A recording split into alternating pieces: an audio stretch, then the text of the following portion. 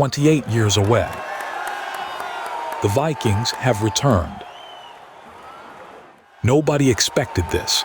Not the fans, not the pundits, not even Brazil.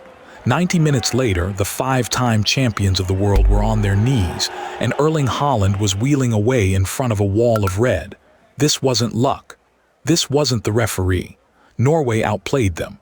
So how did one of football's biggest underdogs dismantle one of the greatest nations on earth? On paper, it was over before kickoff. Brazil, 5 stars on the badge, Vinicius Jr. in the form of his life, a bench so deep that Neymar didn't even start. Norway, back at a World Cup for the first time in 28 years. The Vikings had returned and nobody told them they were meant to lose. The script was written. Brazil dominate, Norway survive, but from the very first whistle, something felt different. Because Norway didn't park the bus. They took the ball. 66% possession against Brazil, the nation that invented playing with it. 653 passes to 313, more than double. In midfield, it was 3 against 2. Sander Berge screened everything, while Odegaard and Patrick Borg dragged Casemiro and Bruno out of position, then played straight through the space they left. Brazil's midfield chased shadows. And when Brazil won the ball, Norway's press snapped shut. Every attack funneled wide into dead ends. Vinicius Jr., the most dangerous winger alive, barely got a single one-on-one. 2 shirts on him, every single touch.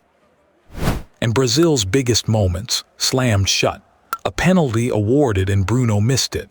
Rayan cleaned through, denied by Nyland. 12 shots, only 4 on target.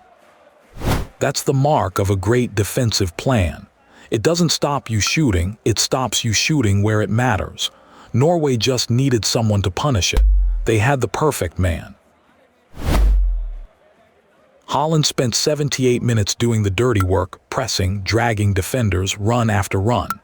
Then the 79th minute, 1 moment of space, 1 chance, and Haaland does not need 2. Ruthless.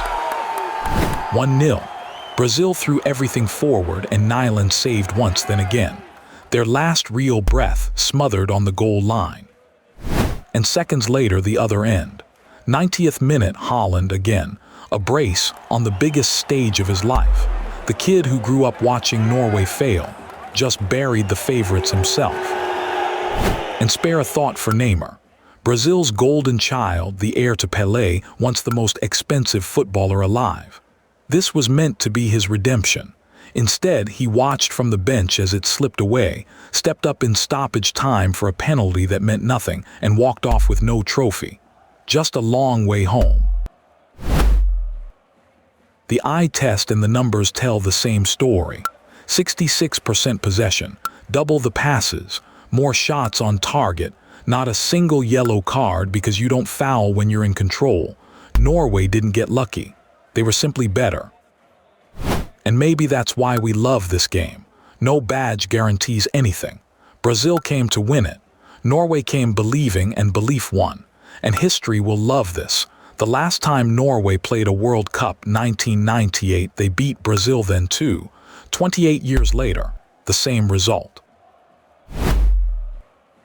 But Norway aren't finished. Next, the quarterfinal, England.